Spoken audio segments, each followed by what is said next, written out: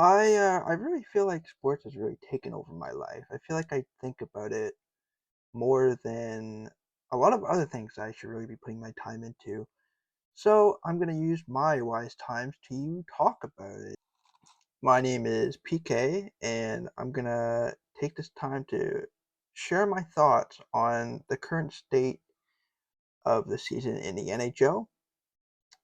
And yeah, I just need something to do, and it seems really fun for me because I am greatly obsessed with sports this year.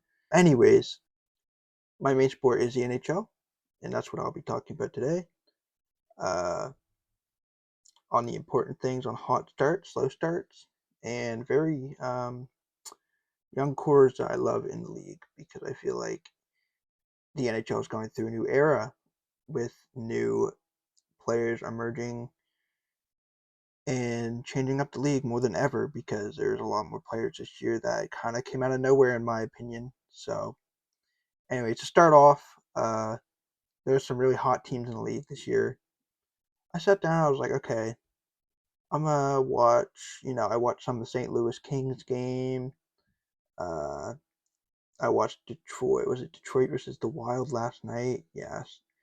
And then I think it was the Devils versus Buffalo, where the Devils won. It might have been the other way around. It was Devils versus Minnesota, actually. Jeez, for someone who loves sports, really make getting stuff wrong from last night. Anyways, oh well. Um, but yeah, one really bright spot with the Devils is Jack Hughes. He is absolutely going insane this year. The Devils are first in the Metro. They're actually 6-1, and I think he's a really big part of it. Like when I was watching him, what was it last night? When I was watching him last night, it was just he didn't get any points, but man, was he impactful! Like I remember when we all thought he was. Well, I thought he was going to be a bust after like first 2 years in the league doing nothing, and then he comes out of nowhere and gets like 90 points or something like that.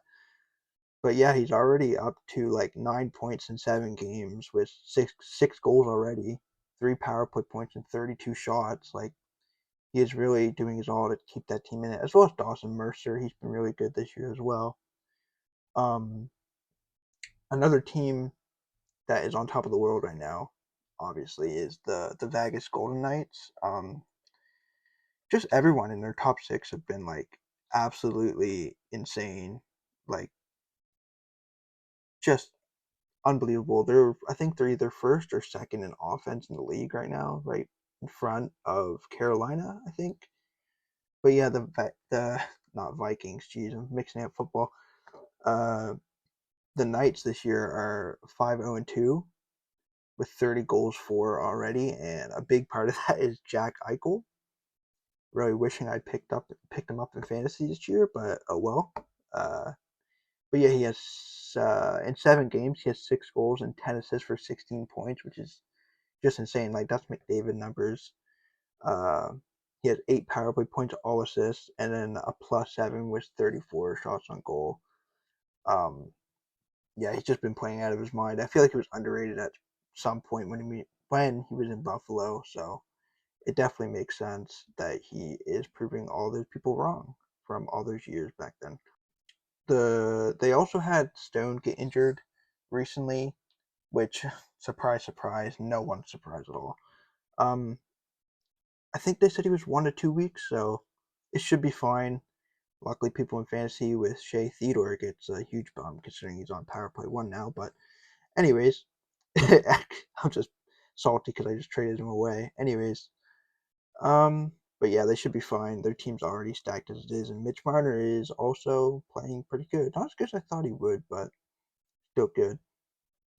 Um, Next up, as much as I hate it, because one of my friends or two of my friends are Montreal Canadiens fans, and one of them can be a bit obnoxious. Anyways, uh, next up is the Montreal Canadiens, off to a crazy hot start. I mean, they're first in the Atlantic, I think, which is just unbelievable. I have here that Caulfield could be breaking out more than he did last year. He already has 5 goals in 8 games, which I think was similar to last year, but I think he has a chance to like keep up that pace compared to last year. He has also 3 assists, 3 power play points, and a +4. with those 2 game winners in OT. I remember, so that was pretty ecstatic for sure. I think one of my friends were at that game, so that was pretty exciting for him. As well as Lane Hudson. Lane Hudson has been absolutely like just showing off why he's not slowing down compared to last year. Like he's just keeping he just keeps doing the same thing as he was last year, even better. Like this year he has 12 blocks already, block shots. Like I'm actually impressed. I thought maybe he'd have like a sophomore slump, but I was wrong. He has 6 points in 8 games with a +2, so not much more you can really ask for Montreal so far, I'd say.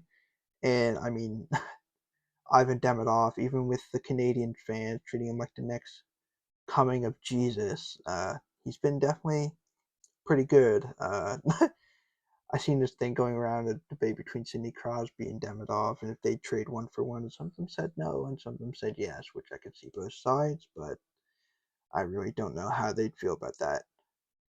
He is also a +2, and he's not really shooting the puck as much as I thought he would. He has 11 shots on goal, but maybe he's bound to be a playmaker. Who knows? I mean, that was a sick play last night in overtime where he sent it cross crease and got the game winner. So Montreal is rolling. Next up, we have here is the Detroit Red Wings. They've been really surprising. It's either them or Montreal at the top of the Atlantic. Either way, I think they lost to Buffalo last night, so there's that. But I do think they're going to be better than they were last year. Just from this, it's only what 7 games, but yeah, they have a chance. Um, a big reason on why they're good is their goalie tandem. Cam Talbot more than John Gibson, but John Gibson had a good game against Tampa Bay where he only let in, I think, 1 goal. But Tampa Bay has also been kind of trash recently, but I'll get to that later. Cam Talbot has won all 3 of the games he's started in and has a 934 save percentage and a 1.78 goals against average, which is really good. And there's 3 wins were against Florida and Toronto twice, which could be 2 heavy hitters. Florida might be not as much because they don't have Barkov or Kachuk, but still impressive nonetheless. The reason I say John Gibson has been kind of not as good because he doesn't have the stats to back it up, but he has 2 wins, so better than none, that's for sure. A big rookie this year that has caught my eye and many others that I listen to on podcasts is Emmett. I think his name's Emmett Finney. I think that's how you pronounce it. Apologies if I'm not pronouncing it right, but he has 7 games played, 3 goals and 3 assists with a +7, which to me is unreal. Like that top line must be destroying teams this year so far because Larkin has been also insane. Emmett Finney seems like a very physically gifted player with 22 hits already. So it's definitely a big hitter. That's really good for that top line in Detroit because it's Larkin and Raymond. So if he can bring the physical presence on that line, I think it could be very good, like continuingly to be good. Um, Speaking of Larkin, he also has 5 goals and 7 assists in 7 games, which is 12, 12 points. Yeah, 12 points in 7 games. 3 on the power play and 21 shots on goal. If he continues this up, he could be in for definitely a breakout compared to his previous years. I feel like he was always kind of underrated, but my friend loves Dylan Larkin, so he makes sure to remind me from time to time, so I can never really forget about it. But yeah, we'll see if they can continue that. I think they could, but we'll see. I'm gonna move on to the slower teams. I know I didn't cover Carolina, but I mean they're just Carolina in my opinion. Just continue doing the same thing as usual. Um, but yeah, the slower starts to the season so far. One of them being the Edmonton Oilers. You can't really say you expect them to be better, but they always kind of start off slow. But looking at their team this year, it just seems like it's so much different. I don't know. It just looks way worse than it did previous years with put Coles in and Kasperi Kapanen on the second line with Draisaitl. That just ain't it. I have Draisaitl in fantasy, and I need them to put him back with McDavid. Please, please do so. I mean, Draisait's not doing bad. Like in 7 games, he has 4 goals and 2 assists with 3 power play points. But I feel like it's just not up to a standard. Like that's less than point per game, which is unlike Draisaitl in the last couple of years. So he also has 16 shots on goal, which feels a bit low compared to usually, but I could be wrong. Who knows? Um, then there's Stuart Skinner, which has kind of been a pleasant surprise to me so far. Like he's okay. This just shows how bad Edmonton's offense has been, which is usually the exact opposite on why they play bad. But Skinner has 2 wins out of the 5 games he started with a 909 save percentage and a 2.17 goals against average. So you're telling me the Edmonton Oilers are only allowing about 2 goals against a game when Skinner starts, but they can't win games? It just makes no sense to me. Like, how is that offense not doing anything? Maybe because of the reasons I stated before with the second line, but who knows? Bouchard's been kind of slow as well so far. I think he has 2 points. He got 2 points the other night, so I didn't really expect that to continue, so that's fine. But yeah, I mean, if Edmonton can really pick up their offense, which I really hope they do, because it's quite obviously not the norm, anyways. They can continue to get like offense, and I think they should be fine. They'll make playoffs. I have no doubt about that. The second team I have here is Los Angeles Kings. They have been kind of odd. Like, I don't think they've been as good as people thought they would, and their goaltending and defense has taken a step down compared to last year. It doesn't help that they've lost Kopitar to a week-to-week injury, which kind of sucks. But the one bright spot on this team has been Adrian Kempe for sure, and Quinton Byfield. I said it when I watched; he's been playing really good. Um, Kempe has 9 points in 7 games, 3 goals, with four points being on the power play, 24 shots, 18 hits. So he really brings that point and hit presence on the ice when he's there. He shoots the puck a lot. As long as he's on the ice, he's gonna get points.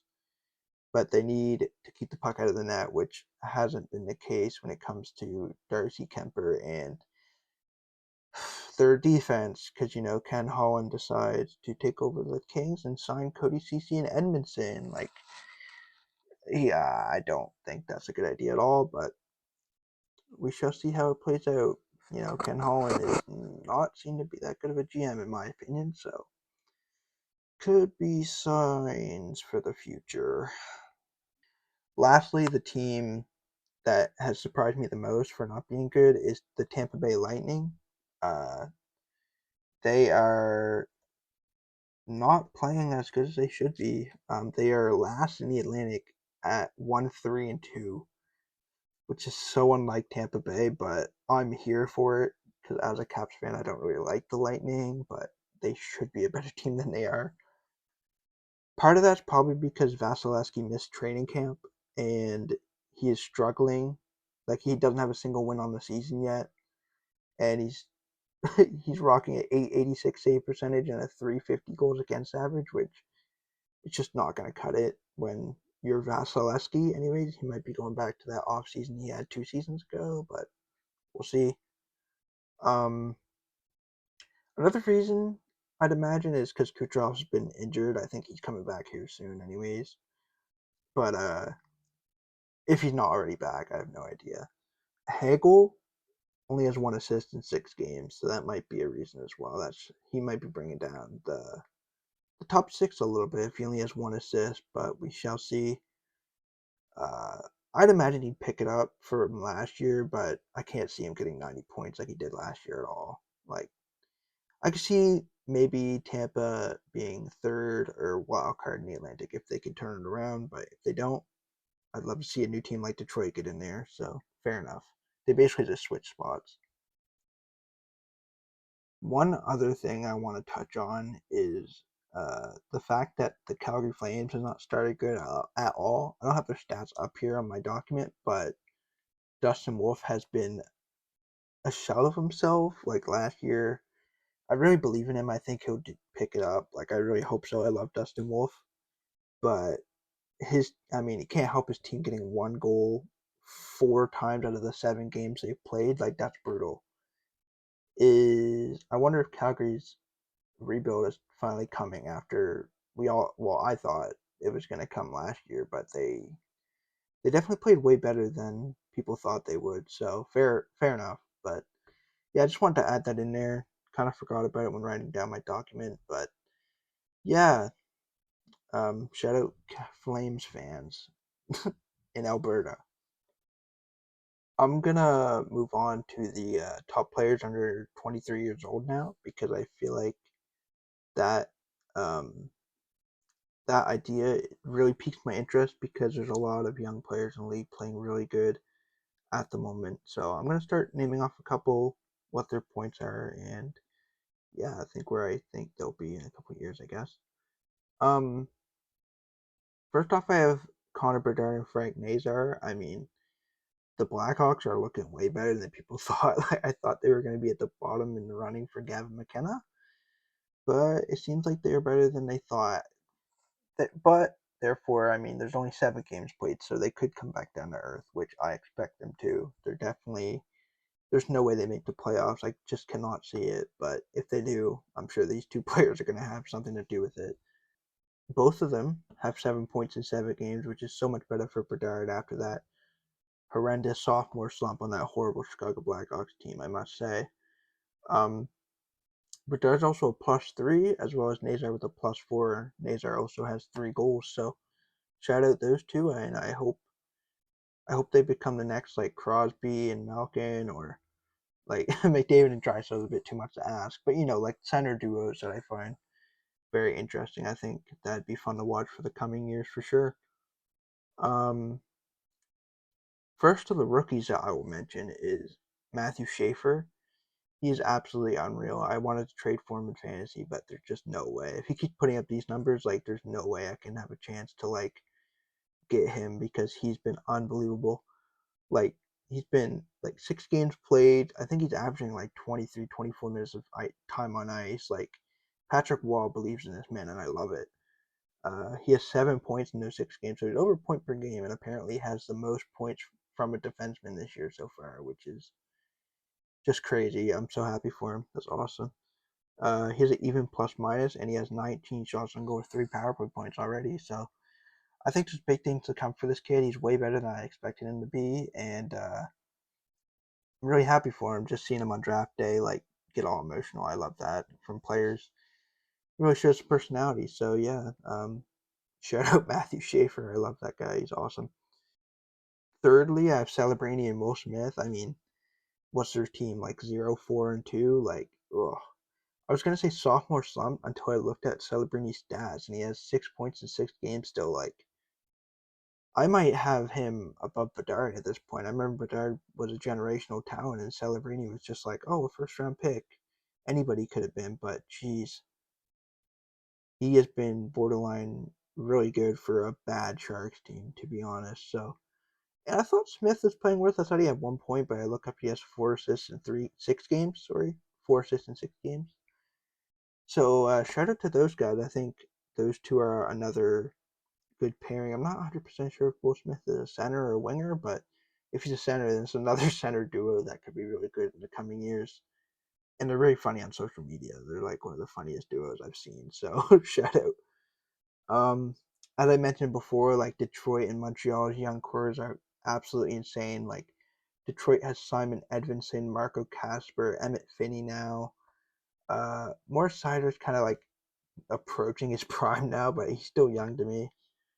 But yeah, they have a decent team. Like Patrick Kane seems like he's playing good too for his old age. So and then there's Montreal who has just an insane young core. I'm low key jealous. They have Demidov, Lane Hudson, Cole Caulfield, Slavkovsky, and even Zachary Bolduc, who they just traded for in the offseason. I feel like out of those 4 players, you kind of hope that Yuri Slavkovsky can take the next step because they've been waiting for him to take the next step for a while, especially playing with Cole Caulfield and Nick Suzuki from time to time. Like, they need him to be that first overall pick that they drafted. And even if he's not quite that good, he's still pretty decent for a power forward. You don't really expect too much points from him, but just, bring the physical presence on the ice and hopefully become a positive for that team, which I think he already is, but you know what I mean. Um, One of my favorite teams this year, I watched them the other night, is the Anaheim Ducks, like their young core is looking insane. Like especially their forward core. I don't have any defensemen here right now, but they also have like Jamie Drysdale. No, it's not Jamie Drysdale. Got traded. It's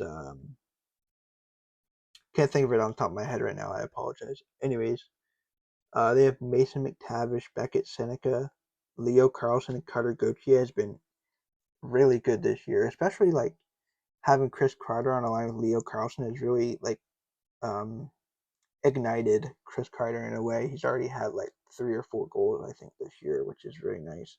He's injured at the moment, but once he comes back, I think he'll continue the same pace as he was before. Um, but yeah, Seneca on the second line with McTavish and Gauthier. Seneca has 5 points in 6 games. McTavish has 6 points in 6 games. Leo Carlson has 7 points in 6 games, and he plays on the top line and top power play. I'm very high on Leo Carlson because I heard someone on a podcast say he's the next Barkov, and I can totally see it. Like I love that guy's game; it's awesome. Um, and Cutter Gauthier, he's just a pure sniper who loves to rip the pill. I can't lie. 5 points in 6 games, but he already has 4 goals and has like 30 or I think it might be like 29 shots or something like that. It's absolutely insane. So shout out Cutter Gauthier in 6 games having 30 shots, like 5 shots a game. Jeez. And obviously, I'm going to round it out talking about my Capitals because I feel like they have a young core on the horizon, but mainly I'm just going to talk about the team because I am a fan. But yeah, like I said, or did I say? I don't know. We're 5-2-0, which is very nice. And then I feel like most of the players that I thought were going to take a step back is also just starting to play like same or even better than last year, which I just love to see. It's been awesome watching them this year so far. However, Ovi's getting old. He doesn't only have 1 goal so far, but it's also been 7 games, and like he can just blow up at any second. I can't lie, but it's hard to say when he's like 40 years old or something like that. So I just won't count him out, but it's not looking promising. But he has 5 points in 7 games still, so he's still contributing in a way. Um, Overall, it's playing solid. Like Strom has 9 points, Chikrin has 6 points and 3 goals as a defenseman, which is very impressive.